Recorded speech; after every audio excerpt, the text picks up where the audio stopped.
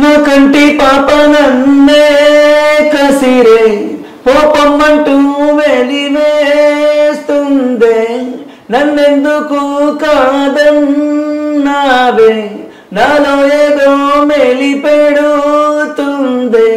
నే చెయ్యలేదే నేరం నే మోయలేని భారం నాకెందుకింత శోకం నీ మీదే లేదే కోపం ప్రేమించినందుక ప్రాణాలే తీస్తావా నిన్ను నమ్మినందుక గుండెనే కోస్తావా ప్రేమించినందుక ప్రాణాలే తీస్తావా నిన్ను నమ్మినందుక గుండెనే కోస్తావా నా కంటి పాప నన్నే కసిరే పోపమ్మంటూ వెలివేస్తుందే.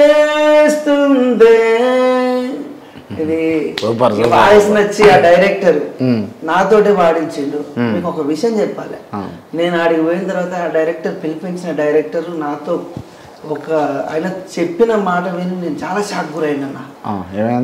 పోయిన తర్వాత కూర్చుండబెట్టి టీ తెప్పించి నాగరాజు గారు మీ పాటకు నేను పెద్ద ఫ్యాన్ అండి, పెద్ద ఫ్యాన్ కాదు నేను బ్రతికుండడానికి కారణం కూడా నీ పాటే, లేకపోతే నేను ఎప్పుడో చచ్చిపోయేటోని. నా మిస్సెస్ పేరు అనిత అండి, నేను ఆ అమ్మాయిని లవ్ చేసి పెళ్లి చేసుకున్నా నీ పాట వచ్చే టైం అప్పుడు 2008 టైంలో. మా మిస్సెస్కు నాకు చిన్న చిన్న గొడవల కారణంగా నన్ను వదిలిపెట్టేసి వెళ్ళిపోయింది మా మిస్సెస్. పోయిన తర్వాత అక్కడికి అంటే ఆమె నన్ను వదిలిపెట్టేసి వెళ్ళిపోయిన టైంలో అప్పుడే మీ పాట రిలీజ్ కావడం జరిగింది.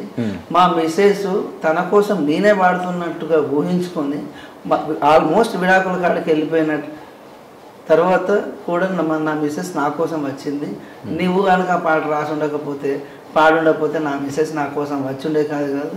ఇప్పుడు నాకు 2 పిల్లలు, చాలా హ్యాపీగా ఉంటాను నేను ఇప్పుడు ఫ్యామిలీ తోటి మా మిస్సెస్ తోటి అని చెప్తా. అంటే నేను షాక్ వండర్ అంటే ఒక డైరెక్టర్ ఒక అవకాశం ఇస్తాను తెలిసి తన లైఫ్ లో జరిగిన సంబంధించిన మంచి విషయం నాతో చెప్పడం, వాళ్ళు హ్యాపీగా ఉంటాను అంటే నువ్వు కనుక పాట రాయకపోతే అసలు మేము కలిసి ఉండే వాళ్ళం కాదు, ఇప్పుడు హ్యాపీగా ఉంటాను మేము, నీకు ఎప్పటికీ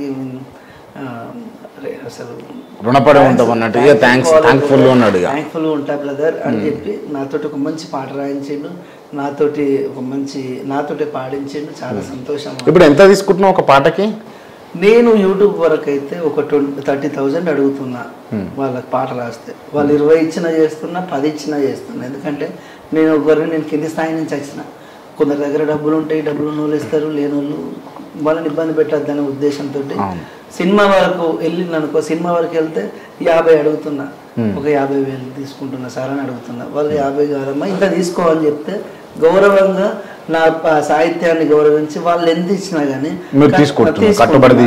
అంటే ఇప్పుడు ఉన్న సిచ్యువేషన్స్ నాకు ఉన్నేందంటే నేను ఇంకా సాధించాల్సింది, నేను ఇంకా ముందుకు పోవాల్సింది చాలా ఉన్నా. నేను ఇప్పుడు డిమాండ్ చేసే స్థాయిలో ఉన్నానని నేను అనుకోవడం లేదు. నాకు పేరు మస్తుగా ఉన్నది, అడగచ్చు, నేను ₹1,00,000 అడగచ్చు, అడిగితే నిజంగా పేరు ఉన్నది కదా ఇచ్చినా ఇస్తారు. కానీ ఎందుకంటే నా సాహిత్యాన్ని అత్యాశకు పోయి వచ్చిన అవకాశాన్ని కోల్పోవడం నాకు సరైనది కాదని చెప్పేసి నేను నాకున్నంత దాంట్లో నువ్వు చిన్నగా హ్యాపీగా అడుగుతున్నా, వాళ్ళు కూడా సంతోషంగా ఇస్తున్నారు, హ్యాపీ. రైట్. నేను ఒకటి రీసెంట్గా చూస్తా ఇన్స్టాగ్రామ్లో, మీరు అంటే ఎవరైతే మీ అభిమానులు ఉంటారో లేకపోతే మీ నుంచి పాట పాడించుకోవాలనుకుంటారో వాళ్ళకి పాటలు పాడియంగా చూస్తున్నాను నేను అవి ఇన్స్టాలో. ఎందుకు ఆ కార్యక్రమానికి ఎందుకు తెరలేపారు?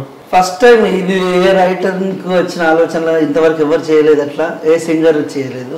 నాకు వచ్చిన ఆలోచన ఏంటంటే ప్రతి ఒక్క మనిషికి ఎవరో ఒకరు ఇష్టంగా ఉన్న అంటే ఒక టైంలో లవ్ ఫెయిల్యూర్ అయితే ఉంటుంది ప్రతి ఒక్క జీవితంలో, ఒక లవ్ స్టోరీ ఉంటుంది, అది ఫెయిల్యూర్ కావచ్చు, సక్సెస్ కావచ్చు.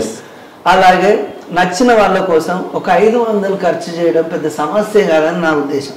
ఎందుకంటే మనకు నచ్చిన వాళ్ళకు మనం బయట ఒక కాడ ఒక చిన్నగా ఫ్రెండ్స్ తోటి ఏదన్నా పార్టీలో కూర్చుంటే ఒక 4-5 వస్తాయి.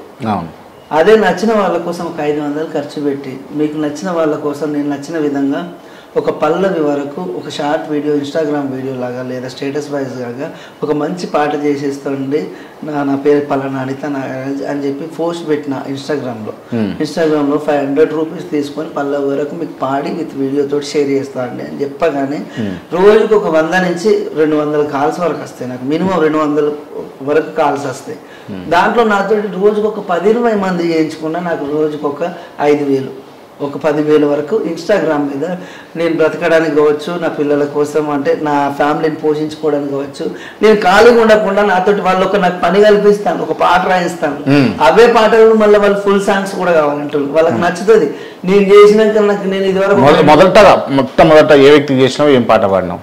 మొట్టమొదట వచ్చేసి ఒక అబ్బాయి, ఆమె పేరు వచ్చేసి సంథింగ్ సంధ్యానో ఏమో ఉంది, లవ్ ఫెయిల్యూర్, తన కోసం చేసిన పాట.